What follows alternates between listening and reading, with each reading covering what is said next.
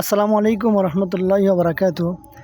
যারা ফেসবুকে একদমই নতুন আছেন তাদের উদ্দেশ্যে কিছু কথা বলবো। আসলে আমি মূলত ভালো জানি না, তারপরেও কিছু বলার জন্য চেষ্টা করব ইনশাআল্লাহ। দেখেন, কারোর ফেসবুক পেজে যদি ভায়োলেশন থাকে তাহলে ওই পেজে যদি আপনি কমেন্ট করেন বা ওই পেজের ভিডিও যদি আপনি শেয়ার করেন তাহলে আপনার পেজেও সমস্যা হইতে পারে। এবং আপনি একটা ভিডিওতে একই কমেন্টস বারবার করতে পারবেন না। তারপরে অন্যের কমেন্টস কপি করে আর একজনের ভিডিওতে সেটা কমেন্টস করতে পারবেন না।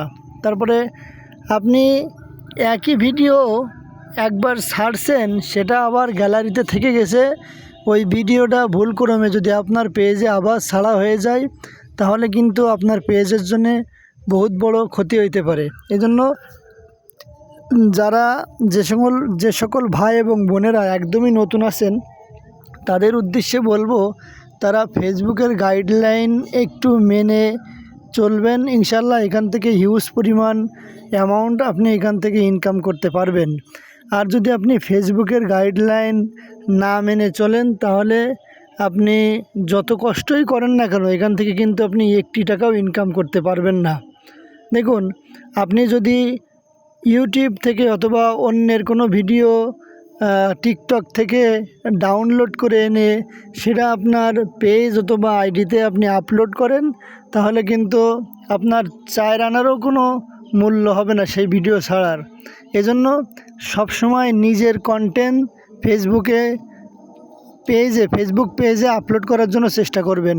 নিজের ভয়েস দিয়ে কন্টেন্ট তৈরি করবেন, সেটা যতটুকুই পারেন না কেন। আপনি 10 সেকেন্ড 15 সেকেন্ডের একটা ভিডিও নিজের ভয়েস দিয়ে আপনি ফেসবুক পেজে আপনার একটা পেজে আপনি এটা আপলোড করবেন।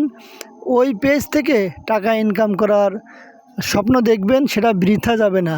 বাট যদি আপনি টিকটক থেকে অথবা ইউটিউব থেকে অথবা কোথাও থেকে কারোর কন্টেন্টকে আপনি ডাউনলোড করে এনে আপনার পেজে ছাড়েন তাহলে ওই পেজ থেকে আপনি একটি টাকাও ইনকাম তো করতে পারবেনই না, আর ওই পেজ বেশি দিন টেকবেও না। যদিও মনিটাইজেশন হয় তারপরে ওই মনিটাইজেশন বেশি দিন টিকায় রাখা সম্ভব হবে না। যে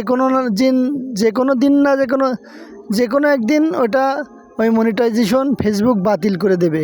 এজন্য আপনি অন্য জায়গার থেকে ডাউনলোড করে আনা ভিডিও কষ্ট করে আপলোড করে কাজ করে আপনার কোনো ফায়দা হবে না। এজন্য চেষ্টা করবেন নিজে প্রতিনিয়ত নতুন কন্টেন্ট তৈরি করার জন্য এবং সেই নিজের কন্টেন্টগুলো ফেসবুক পেজে আপলোড করার জন্য। ভালো থাকবেন সবাই, দোয়া করবেন আমার জন্য। জানি না কতটুকু কি বলতে পারলাম, আমি তো ভালো জানি না, তারপরেও একটু বলার জন্য চেষ্টা করবেন। সবাই দোয়া করবেন আমার জন্য। ভালো থাকবেন সবাই।